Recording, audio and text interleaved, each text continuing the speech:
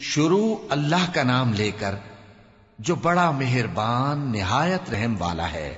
سچ مچ ہونے والی، وہ سچ مچ ہونے والی کیا ہے؟ اور تم کو کیا معلوم ہے کہ وہ سچ مچ ہونے والی کیا ہے؟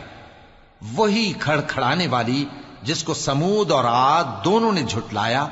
سو سمود تو زبردست زلزلے سے ہلاک کر دیے گئے، رہے عاد تو ان کو نہایت زوردار آندھی سے تباہ کر دیا گیا۔ اللہ نے اس کو 7 رات اور 8 دن ان پر چلائے رکھا۔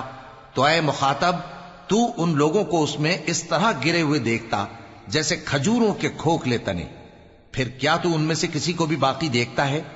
اور فرعون اور جو لوگ اس سے پہلے تھے اور وہ جو الٹی ہوئی بستیوں والے تھے، سب گناہ کے کام کرتے تھے، سو انہوں نے اپنے پروردگار کے پیغمبر کی نافرمانی کی تو اللہ نے بھی ان کو بڑا سخت پکڑا۔ جب پانی طغیانی پر آیا تو ہم نے تم لوگوں کو کشتی میں سوار کر لیا تاکہ اس کو تمہارے لیے یادگار بنائیں اور یاد رکھنے والے کان اسے یاد رکھیں۔ پھر جب سور میں ایک بار پھونک مار دی جائے گی اور زمین اور پہاڑ دونوں اٹھا لیے جائیں گے، پھر ایک بار ہی توڑ پھوڑ کر برابر کر دیے جائیں گے، تو اس روز ہو پڑنے والی یعنی قیامت ہو پڑے گی، اور آسمان پھٹ جائے گا تو وہ اس دن کمزور ہوگا، اور فرشتے اس کے کناروں پر ہوں گے، اور تمہارے پروردگار کے عرش کو اس روز 8 فرشتے اپنے اوپر اٹھائے ہوں گے۔ اس روز تم لوگ سب پیش کیے جاؤ گے اس طرح کہ تمہاری کوئی پوشیدہ بات چھپی نہ رہے گی۔ اب جس کا اعمال نامہ اس کے داہنے ہاتھ میں دیا جائے گا، وہ دوسروں سے کہے گا کہ لیجئے میرا نامہ اعمال پڑھیے، مجھے یقین تھا کہ مجھ کو میرا حساب کتاب ضرور ملے گا۔ پس وہ شخص من مانے عیش میں ہوگا، یعنی اونچے باغ میں جس کے میوے جھکے ہوئے ہوں گے۔ ان سے کہا جائے گا کہ جو اعمال تم ایام گزشتہ میں آگے بھیج چکے ہو، ان کے عوض مزے سے کھاؤ اور پیو۔ اور جس کا نامہ اعمال اس کے بائیں ہاتھ میں دیا جائے گا تو وہ کہے گا اے کاش مجھ کو میرا اعمال نامہ نہ دیا جاتا اور مجھے معلوم نہ ہوتا کہ میرا حساب کیا ہے۔ اے کاش موت میرا کام تمام کر چکی ہوتی، آج میرا مال میرے کچھ بھی کام نہ آیا، مجھ سے میرا اقتدار جاتا رہا۔ حکم ہوگا کہ اسے پکڑ لو، اب اسے طوق پہنا دو، پھر دوزخ کی آگ میں اسے جھونک دو، پھر زنجیر سے جس کی لمبائی 70 گز ہے جکڑ دو۔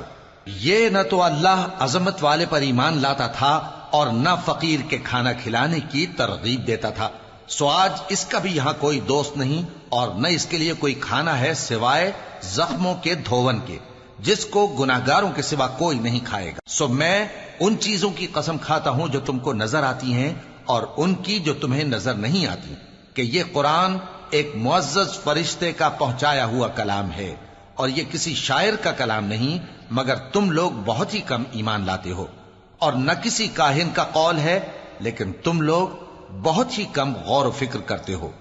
یہ رب العالمین کا اتارا ہوا ہے۔ اور اگر یہ پیغمبر ہماری نسبت کوئی بات جھوٹ بنا لاتے تو ہم ان کا داہنا ہاتھ پکڑ لیتے، پھر ان کی رگے گردن کاٹ ڈالتے، پھر تم میں سے کوئی ہمیں اس سے روکنے والا نہ ہوتا۔ اور یہ کتاب تو پرہیزگاروں کے لیے نصیحت ہے، اور ہم جانتے ہیں کہ تم میں سے بعض اس کو جھٹلانے والے ہیں۔ نیز یہ کافروں کے لیے موجب حسرت ہے، اور کچھ شک نہیں کہ یہ یقین کرنے کے لائق ہے۔ سو تم اپنے پروردگار عظیم کے نام کی تسبیح کرتے رہو۔